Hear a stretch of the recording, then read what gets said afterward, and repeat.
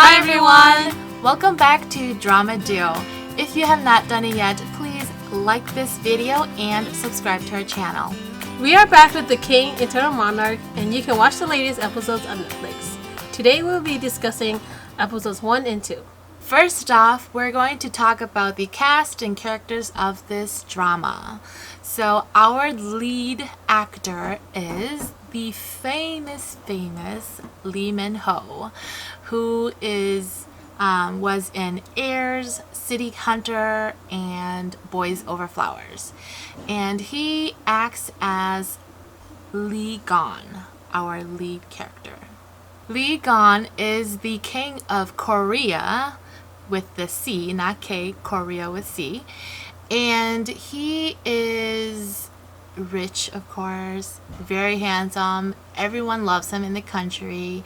He's athletic, and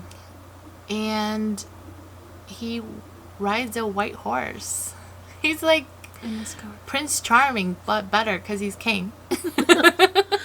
Our next character, we have, her name is Jong Tae-woo. I don't know if I pronounced her name right. She is played by Kim Go-eun, and she's been in dramas like Goblin and Cheese in a Trap, which Goblin was a good drama. I really like it. Yeah. Anyways, in this drama, she is the detective who meets Lee Gon. She is brave, she can fight, and she can whoop your ass. Yeah. Yeah, she's pretty cool. So, yeah, she's not, like, she doesn't play like those damsels in distress. Yeah. Yes. So you can tell that she is a strong woman by herself. Okay, so we're going to recap of what happened in episode 1. So right in the beginning, we get the story of the magical flute called Manpasikjok. I think that's how you pronounce it. But let's just call it the magical flute. So we hear about the story of the magical flute, that it was King Sinmun's, and he received the bamboo flute from the Dragon King of the East Sea. So right off we know this drama is like magical. Right? This flute can open a portal between two worlds, and so one of the world has a Korea with a C and a Korea with a K, so the real world we live in. So basically there's parallel worlds, parallel universe. So we're gonna call Korea with a C, C world, and Korea with a K, K world. Okay, let's just get that straight from the start. So Lee Lim is actually from C world, and in C world it is their world is reigned by monarchy, versus in K world it's republic. It's they have president, but in C world they have a king. So in Sea World, Lee Lim, he is the brother of the king.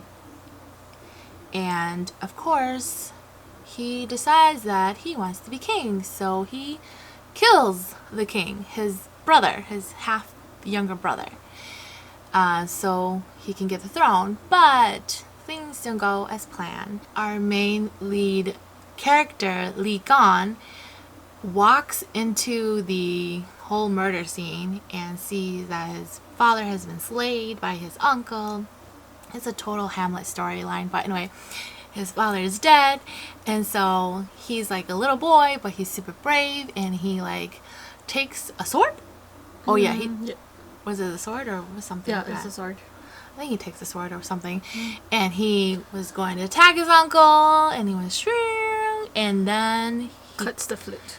He cuts the flute in half instead.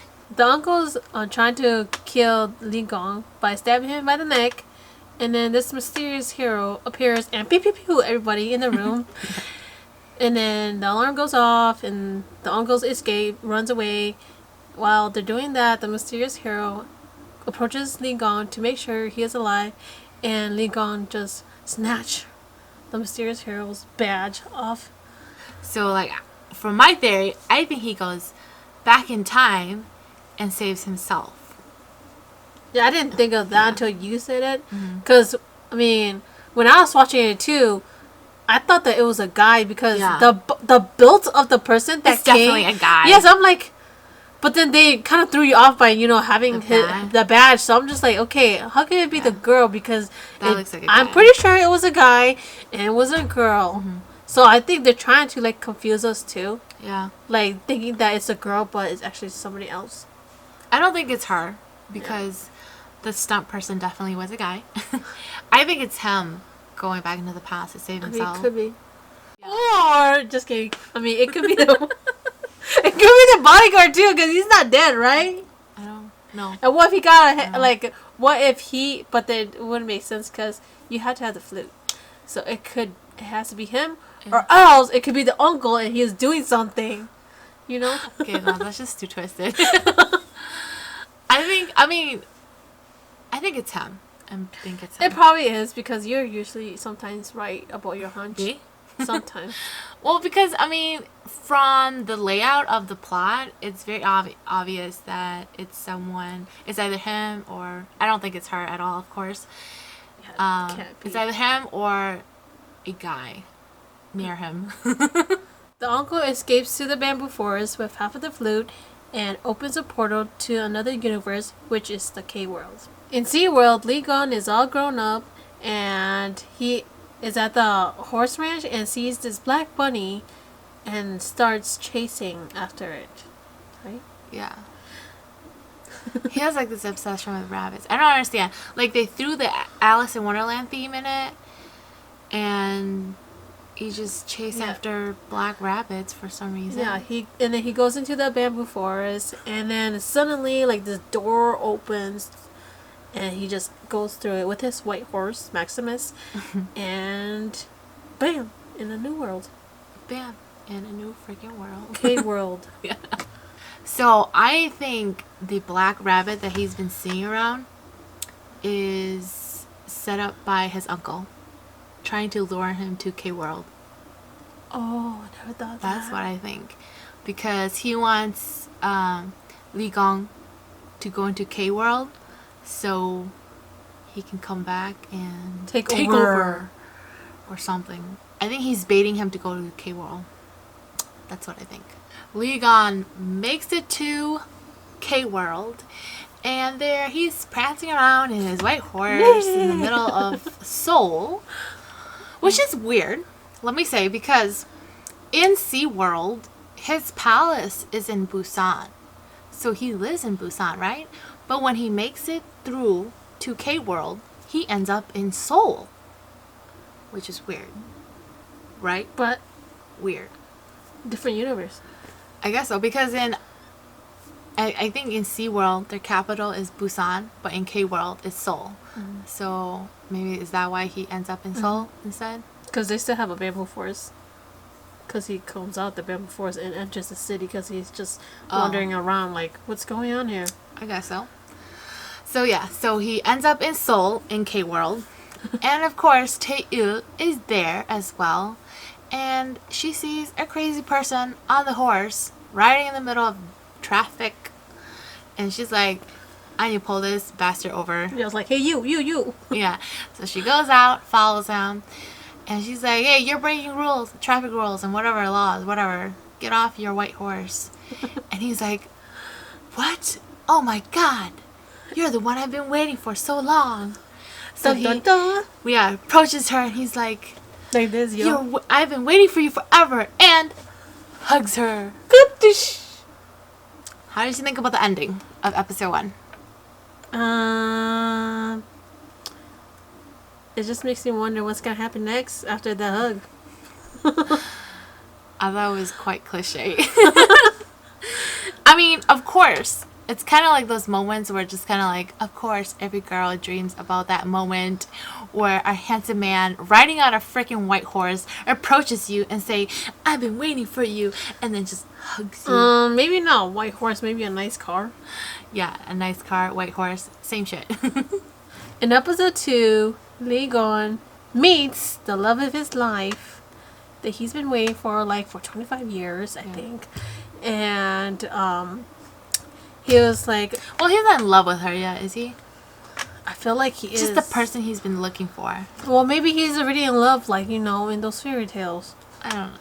Then Teul arrests Ligon for not telling her his identity. So there's a scene in episode 2 where it's kind of like randomly put in there. It's kind of weird. But a boy in a wheelchair is celebrating his birthday with his mother and 3 other boys. And, you know, he's all excited. His mother's excited for him that he has friends to celebrate his birthday. And then the boys, like, they're snickering and, like, kind of laughing. And then they kind of give him a gift. Mm-hmm. And in the bag, it is a soccer ball. And so, like, they kind of just gave him that present as a joke. Because, you know, he's in a wheelchair. He can't play soccer, you know? And so, like, those 3 bully boys goes off. Leaves, and then the mother's like in distraught, and then in walks Li Lim, the uncle. I think the mother was praying, whatever, and he's like, what were you praying for? And she's like, I want my son to be able to walk again. And he's like, your son will never walk again, but I can do something else. To the 3 boys. Do you want the 3 boys to never walk again? And it kind of just leaves off with that. So he's like a fucking evil genie or something. Yeah, like, I guess he sees things and wants to, like, fulfill people's wish, but in a cruel, evil kind of way, you know? Yeah. You know, it's like, he's like the Wishmaster. You know, if you guys have never seen the Wishmaster, like, you wish... He's like a genie. The Wishmaster is like a genie, but whatever you wish, it makes it like worse. It twists it into it's evil. Like, it's a bad. It twists it to evil. But anyway, yeah. So he's like an evil genie because apparently, the 3 boys get into a car accident, and it's said that they would never recover fully. From episode 1, episode 2, I think the most interesting character so far is the uncle, right? Yeah. But I do have a question. Why is he evil? What made him that way? What made him that way? Why is he evil? So from episode 1, we can kind of get a sense that he was jealous of his younger brother, who was the legitimate son, because his mother was a concubine, and he wasn't, like, you know, he's not considered an heir because his mother wasn't the legitimate wife. So jealousy there, but is that enough for him to want to cast evil upon the world? You know? Or it could be is that his enough? Dad too. Is that enough? I'm just questioning. Is that enough? Maybe. With that, knowing that he has like a little jealousy and hatred toward his brother, it makes sense that he wants the kingdom in SeaWorld. But in this scene, it looks like he wants to spread hate and wants to spread evil. So what's going on? Like, I don't really understand what's going on. And maybe it would reveal why he's doing all these evil deeds. At the end of episode 2, Lee Gan goes see Tae-eun at her house, and she was about to go out to meet her coworkers, but then she felt bad, so she comes back to him. So he's like, yeah, I don't have any family members here in this K-world, and I'm all alone, so I've decided I want you to be my queen. Dun dun dun. And, okay, so how do you feel about the ending of this episode? I don't know. Honestly, I'm just like, okay, I guess. Like, you just met this girl, and this girl just met you. Like, I don't think she will, like, no. Like, I don't even know you, even though you said you know me for years, or, like, you've been looking for me for years. Yeah. Like, how can you just ask somebody to marry you that soon? I feel... like, okay. I mean, I don't know. Again, this is another example of cliche for me. It feels very like this, like, oh, everything's very magical, everything happens very quickly, there's lots of intense emotion between the two leads, and I just feel like, what the fuck, like, slow down for a second. Like, he can't. It's been 25 years. I mean, it's not like he knew her for 25 years. But to him, he's like, no, I can't slow down. I want you to be my wife. I think it's kind of crazy. I mean, like, I don't believe that he's in love with her. She definitely isn't in love with him. I feel like they're really trying to like push, rushing it, like their love story. Pushing their love story and rushing their love story, and I just don't like it. We'll see how the story goes. I don't know. They'd probably be married in the next episode already or something, and then the 4th episode they have kids already or something. No, it's not gonna be that fast. I don't think. I have one more prediction about how the story might end. So earlier, he's gonna die. The king's gonna die. My prediction is that the uncle didn't kill Li Gong's doppelganger in K-World. So I think he has Li Gong's doppelganger locked up somewhere, and he's cooking a plan, and eventually he's going to put the doppelganger in the Sea World? Yeah, in the Sea World, and make him the king and puppet Make him control work. him. Yeah, puppet control him. Oh, and then kill the real one? Yeah. And take over both worlds. Oh my god, what a genius. Yeah. I mean, that's the plan. That's it for today. Comment below and let us know what your predictions are for the rest of this drama. Remember to like and subscribe and ring the bell for notifications for our newest videos. Thank you for watching. Bye! Bye.